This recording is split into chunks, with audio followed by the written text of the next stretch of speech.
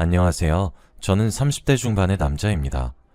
그냥 부모님께 말하자니 여전히 가슴 아파하시기도 하시고 친구들에게 말을 하자니 참 내 얼굴에 침을 뱉는 것과 다름없이 느껴져서 이렇게 익명으로 사연을 보내게 되었습니다. 얼굴을 모르는 여러분들께 제 이야기를 한다면 저도 조금은 후련해지지 않을까 싶어서 말이에요. 저는 행복한 사람이었어요. 아내가 있었고 예쁜 공주님이 있었죠. 모든 진실을 다 알기 전까진 세상에서 가장 행복한 사람이었습니다. 그리고 진실을 알게 되었을 때 차라리 죽는 것이 낫겠다 싶을 정도로 불행해졌어요. 오늘 그 이야기를 한번 적어보려고 합니다. 저는 20대 후반에 결혼을 한번 했습니다. 대학교 시절에 만난 여자친구와 말이죠. 편의상 아내라고 지칭하도록 할게요.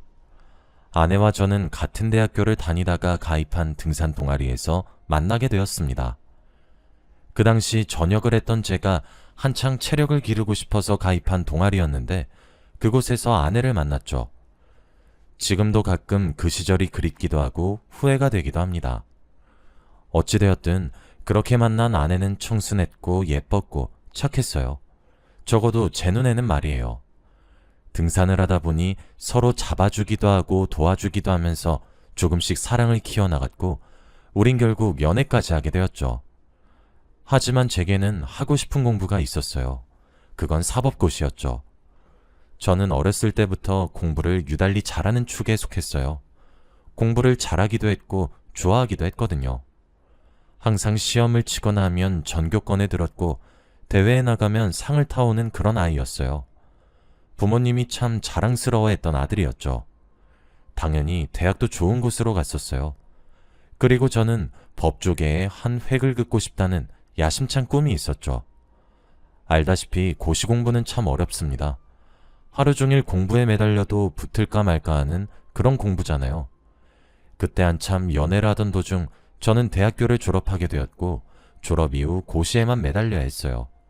그때 한 2년 정도 연애를 하고 있던 도중이었죠. 저는 공부하기 직전에 아내를 불러 이야기를 했습니다. 울면서 말이에요.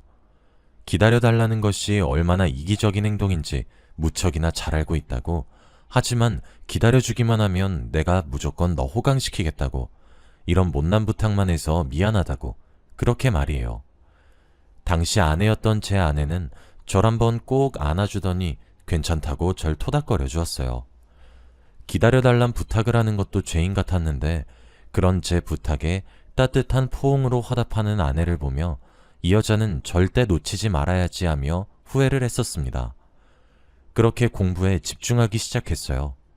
하고 싶었던 공부를 하니 정말 즐거웠어요. 저는 고시 생활이 그리 힘들다 느껴지지 않을 정도였죠. 공부가 체질에 맞는 사람이 있다고들 하잖아요. 제가 딱 그런 체질이었습니다. 그렇게 노량진에 짐을 싸들고 들어가서 공부만 했어요. 정말 짬짬이 아내를 만나고요. 아내가 저 공부하는 동안 밑반찬들도 해오고 저를 정말 살뜰히 챙겨줘서 진짜 눈물나게 고마웠습니다. 그렇게 8개월 정도 지났을까? 원래 아내는 저를 찾아올 때 미리 연락을 하고 왔어요. 하지만 그날따라 비도 주룩주룩 내리는 날이었는데 말도 없이 우산도 쓰지 않고 저를 찾아왔더군요. 놀라서 허겁지겁 아내에게 다가가서 우산을 씌워주는데 아내가 저를 보자마자 와락 끌어안더니 눈물을 펑펑 흘리면서 오열을 하더군요. 정말 어쩔 줄 몰라 하며 아내를 달래고 또 달랬습니다. 아내가 그제서야 절 붙잡고 임신을 하게 되었다고 고백을 하더군요.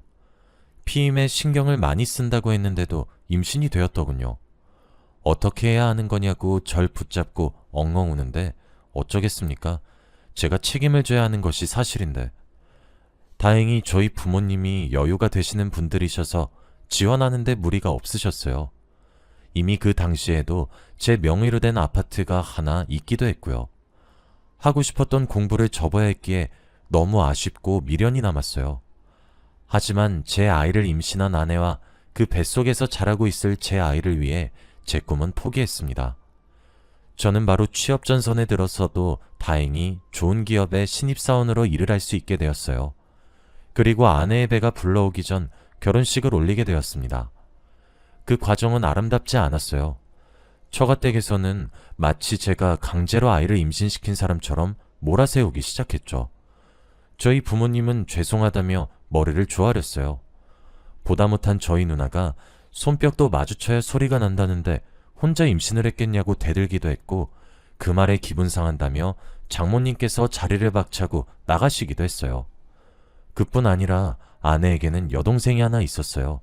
제게 처제인 거죠. 결혼식을 하기 딱 한 달 정도 전에 처제가 저를 몰래 불렀습니다. 이야기를 할 것이 있었다고 하면서요. 그렇게 들은 이야기는 참 당시에는 말 같지도 않은 소리 한다고 생각했어요. 처제는 제게 자신의 언니의 본 모습은 저렇지 않다고, 형부가 속는 거니까 잘 생각하고 결혼하라고 진지하게 얘기를 해주었죠. 당연히 그때 제 아이를 가진 여자에 대해 아무리 동생이라도 이런 말을 하나 싶어서 불같이 화를 내고 자리를 나가려고 했었습니다. 그렇게 나가는 저를 다시 한번 붙잡더니 처제는 제게 한 번 더 말했죠. 형부, 저는 말했어요. 우리 언니 형부가 하는 그런 여자 아니에요. 외박 밥 먹듯이 하고 형부 노량진 가서 죽을 뚱살뚱 공부하면서 지낼 때 남자들이랑 술이나 마시고 다니고 발랑 까져서 지냈어요. 막말로 저 아이? 형부 애인 거 확실해요? 전 형부 좋은 사람이라 생각해요. 그래서 말리는 거예요. 제가 이렇게 말을 해도 형부가 모르겠다 그러면 어쩔 수 없는 거겠죠. 저는 형부 결정 존중해요. 하지만 전 정말 형부를 2번, 3번 말렸어요. 그거 기억하고 나중에 날 원망하지 말아요. 라고요. 씩씩대며 집에 오면서도 어떻게 저렇게 자신의 친언니를 매도하나 싶었네요. 지금 생각해보면 귀인도 그런 귀인이 없는데. 어쨌든 저희 부모님은 이렇게 대못받고 결혼하는 거 정말 아니다 싶지만 네 아이니까 책임져야 한다고 제게 수십 번은 말씀하셨고, 저도 그것이 맞다고 생각했습니다. 그렇게 죄인처럼 결혼식을 올렸고 아내가 태교에 전념할 수 있도록 정말 하인처럼 살았어요. 바닥에 납작 엎드려서 처가댁에서 저를 무시하고 핍박해도 참았습니다. 아내와 아이를 생각해서 말이에요. 그 야멸찬 시선들도 곧 태어나 제품에 안길 아이 생각을 하면 다 참아지더군요. 심지어 아이의 성별은 여자아이였어요. 그래서 딸 가진 부모 마음의 10분의 1은 알 것 같아서 묵묵히 견뎠습니다. 그리고 아내의 출산일이 다가왔어요. 10시간이 넘는 진통 끝에 아내는 예쁜 공주님을 낳았어요. 그리고 예쁜 공주님을 처음 안았을 때 느꼈던 감정은 정말 말로 형용할 수 없는 감정이었죠. 그렇게 약 1시간도 되지 않는 시간 동안 저는 구름 위를 걷는 것처럼 굉장히 행복했습니다. 하지만 막 태어난 저희 공주님의 혈액형이 AB형이었거든요. 그리고 아내는 A형, 저는 O형입니다. 아무리 인터넷에 검색을 해보아도 A형과 O형 사이에서는 절대 AB형의 아이가 나올 수 없다고 했어요. 아내가 B형 또는 AB형 남자를 만나지 않는 이상이요. 저와 아내 사이에서는 나올 수 있는 혈액형도 A형과 O형 이렇게 2개뿐이더군요. 아내가 출산을 한다는 소식을 듣고 양가 부모님은 물론 저희 누나도 그 자리에 함께 있었습니다. 저희 누나는 좀 드센 편에 가깝습니다. 뭐든지 잘하는 그런 스타일이고 주도적인 사람입니다. 불의를 보면 참지 못할 정도로 정의로운 사람이고 매년 추천으로 반장을 맡을 정도로 친구들에게도 인기가 엄청 많은 사람이에요. 그런 누나가 남동생인 제 아이가 친자가 아닐 수 있다는 경우가 생기니 당연히 눈이 뒤집어졌죠. 누나는 바로 친자 검사를 알아보기 시작했고 막 출산을 끝낸 아내에게 욕을 퍼붓기 시작했습니다. 처가댁에서조차 누나가 부리는 행패에 찍소리도 내지 않더군요. 사실 그 당시의 기억은 제게 조금 흐릿하게 남아있어요. 아마 방어 기제처럼 저 스스로가 그 기억이 너무 아픈 기억이라 지웠나봐요. 드문드문 장면으로 떠오르거든요. 아니라고 바락바락 우기면서 나중에 자기 얼굴 어떻게 볼 거냐는 아내의 말 한마디에 저는 희망을 걸었어요. 그렇게 신청한 친자검사 결과지를 받게 되었죠. 아내와 친자인 확률은 98%가 넘는 반면 제 친자인 확률은 0.1%조차 되지 않았죠. 어떻게 된 것이냐 묻는 제 질문에 아내는 그동안 제가 봤던 모습과는 정반대로 자신도 너무 외로워서 실수한 거였다고 적반하장으로 나오기 시작했습니다. 그 이후로는 당연히 병실이 뒤집어졌습니다. 장인어른은 밖으로 담배를 피시러 나가고 장모님은 아내를 보호하고 그리고 제 누나는 그걸 말이라고 짓거리고 앉아있냐라며 아내의 뺨을 수차례 내려쳤고 장모님께서도 딸년 교육을 이딴 식으로 시켜놓고 내 동생을 죄인 취급하고 우리 부모님 머리를 주아리게 만든 거냐라며 손을 휘둘렀어요. 누나 좀 말리라고 소리를 지르는 아내의 말이 귀에 들어오지도 않았죠. 그냥 그 상황을 벗어나고 싶었습니다. 저희 누나는 병원 가드들이 몰려와서 남자 셋이나 붙어서 겨우 떨어뜨렸다더군요. 누나 손에 장모님과 아내의 머리카락이 두 움큼씩은 쥐어져 있었다고 했죠. 솔직히 속이 시원하기도 했습니다. 저도 뭐라고 하고 싶었거든요. 그리고 그 이후부터는 저희 부모님과 누나가 알아서 해결해 주었습니다. 변호사를 구했고 이혼 서류를 접수했으며 소송까지 걸었어요. 혼인 취소를 하고 싶었지만 어려웠고 이혼으로 해야 한다고 하셨죠. 처가댁은 아이를 제 눈에 보이지 않게 하겠다며 싹싹 빌었지만 어림도 없었죠. 아내도 이혼 소송이 시작되고 나니 절 찾아와 무릎 꿇고 사과하기 시작했어요. 그런데도 징그럽게만 느껴지더라고요. 이제부터라도 잘하겠다며 미안하다고 우는 아내를 저는 아내를 만난 이후 처음으로 냉정하게 지나쳤어요. 그 순간 옆에 우두커니 서 있는 처제와 눈이 마주쳤어요. 처제는 저와 눈이 마주치자마자 씁쓸히 웃더군요. 마치 형부 제 말이 맞죠? 라고 말하는 것처럼 말이에요. 누나가 저 대신 깽판을 쳐서 이 정도로 버텼던 것 같아요. 절 안아서 괜찮다고 다독인 것도 누나였고 처가댁을 뒤집어 엎은 것도 누나였고 친자검사부터 이혼까지 모든 것을 물심양면의 마음으로 도운 것이 누나였거든요. 이혼 이후 저는 회사에서 퇴사 권유를 받았어요. 신입사원이 정신도 제대로 차리지 못한 채로 멍하니 앉아서 일도 안 하고 우울하게 지내는데 저 같아도 자르겠다 싶었죠. 그 이후 몇 달간 방에서 나오지도 않고 은둔 생활을 했던 것 같습니다. 부모님과 누나가 애달아하고 걱정하고 있던 사실을 정말 너무 잘 알고 있었지만 도저히 일상생활을 할 정도의 멘탈이 남아있지가 않더라고요. 그러던 어느 날 누나가 제 방에 들어와서 이불을 뒤집어 쓰고 누워있는 저를 밖으로 끌어내서 샤워하라고 시키고 밥을 차려주었습니다. 그리고 제게 다시 사법고시 공부를 해보라고 권유했죠. 부모님도 옆에서 그때 못했던 것 이왕 이렇게 된 김에 공부해보라고 지원해주겠다고 거드셨고요. 그래 그게 낫겠다 싶은 마음이 들었고 다시 사법고시 공부를 하기 시작했습니다. 공부 과정이 옛날처럼 즐겁진 않았습니다. 하지만 잠시 내 감정을 외면할 수 있는 도피처는 되어주더라고요. 아내 생각이 나거나 그 당시 상황이 기억나거나 옛날 처가댁과 아내에게 연락이 올 때 등등 그렇게 다시 저를 우울의 늪속에 빨려 들어가게 될 때 저는 저를 공부에 몰아세워 넣었습니다. 힘들고 지칠 때마다 쓰러지기보다는 책상에 앉아 책을 한 장이라도 더 보았고 글을 한자라도 더 읽었습니다. 그렇게 독하게 잊으려 노력했고 점차 잊어갔으며 사법고시에도 합격을 하게 되었어요. 저는 그 이후 변호사가 되었고 제가 이혼소송을 하면서 억울하고 힘들었던 것들이 많았기에 저와 같이 억울한 경우를 겪는 사람들을 돕고 싶어서 변호사를 택했어요. 그리고 그 결정을 후회한 적은 단 한 번도 없습니다. 세상에는 저처럼 억울한 사례들이 화수분처럼 쏟아지고 있고 사랑을 무기삼아 휘두르며 어느 누구보다 잔인하게 배우자를 대하는 경우가 정말 비일비재했거든요. 보람도 느끼고 있기도 하고요. 저는 그렇게 이혼을 하고 난 이후 다른 사람을 만나는 것은 엄두가 나지 않아서 포기했고 저 혼자 일을 하며 지내고 있었습니다. 결혼 생각은 싹 사라진 것은 뭐 당연한 거고요. 그런데 몇 달 전 길을 걸어가다가 우연히 어떤 여자아이의 손을 잡고 있는 아내와 마주쳤습니다. 수년 만에 만나도 한눈에 알아보겠더군요. 여전히 예쁜 얼굴에 긴 생머리를 가지고 있었어요.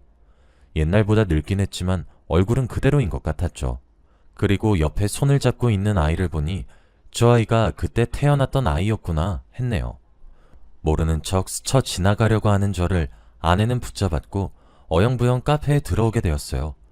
그 사이에 아내는 자신의 딸아이를 버스에 태워보냈더라고요. 유치원 버스 말이에요. 그렇게 커피 한 잔씩 시키고 우린 한참을 어떠한 말을 나누지 않았습니다. 먼저 입을 뗀 것은 아내였어요. 아내는 제게 사과를 건넸어요. 이전 일이 너무 후회가 된다는 내용이었죠.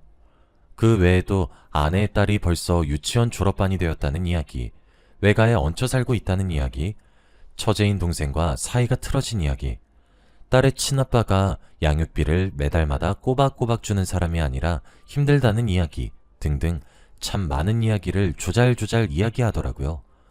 그리고 제게 미안했다고 사과를 하더군요. 저도 대답을 했습니다. 벌써 유치원에 갔단 걸 들으니 시간이 참 빠르단 이야기. 처제가 제일 정상적인 사고를 가지고 있었던 것 같은데 의절을 왜 했냐는 이야기. 많이 힘들어도 힘냈으면 좋겠다는 이야기.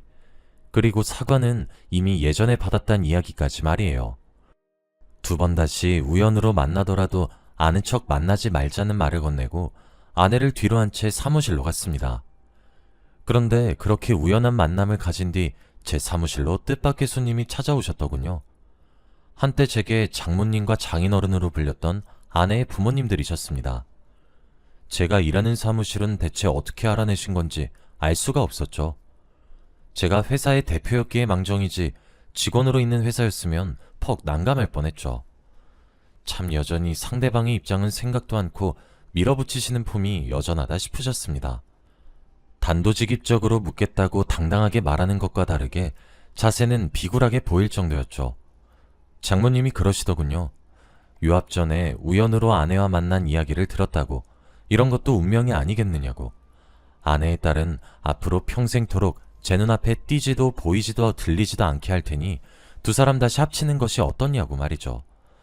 더 들을 것도 없어 경비실 사람을 호출해 밖으로 끌어냈고 단단히 주의를 주었습니다. 이 사람들 두 번 다시 내 사무실에 출입 못하도록 하라고 말이에요. 그 이후 사무실에 장모님과 장인어른이 찾아오시는 경우는 없었습니다. 하지만 이젠 아내가 아이와 함께 찾아오네요. 말도 없이 저희 회사에 본인의 딸을 휙 맡겨버리고 갈 때도 있고 제가 일을 하고 있는 대표실에 불쑥불쑥 들어올 때도 있습니다.